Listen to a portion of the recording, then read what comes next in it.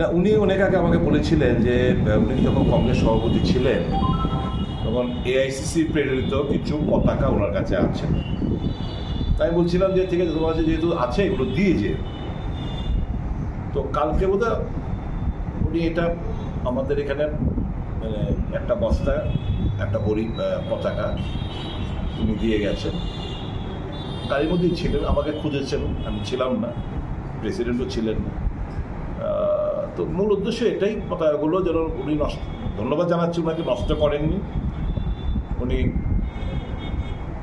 আমাদের দলের একটা সময় সভাপতি ছিলেন, এআইসিসি পতাকা পাঠিয়েছিল, সেগুলো কাজে লাগেনি। এখন আমরা যাতে কাজে লাগাতে পারি, নষ্ট না করে আমাদের কাছে দিয়ে দিয়েছেন, তার জন্য ওনাকে ধন্যবাদ জানাচ্ছি।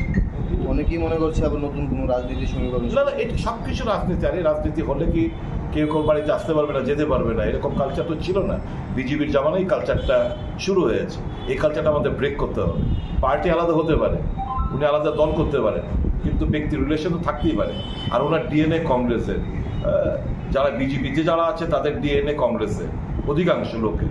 তো স্বাভাবিক কংগ্রেসের প্রতি একটা দুর্বলতা থাকবেই, এটা অস্বাভাবিক কিছু না। যেহেতু উনি পার্টি অফিসে আছে তার জন্য বলছি। পার্টি অফিসে ঢুকেনি, পার্টি অফিসে বাইরে গাড়ির মধ্যেই ছিল, পতাকাগুলো নামিয়ে পতাকাগুলো দিয়ে উনি ওনার যে কমিটমেন্ট, সেই কমিটমেন্টটা রক্ষা করলেন যে আমি পতাকাগুলো দিয়ে দেবো, ফিরিয়ে দেবো, বাস এইটুকু।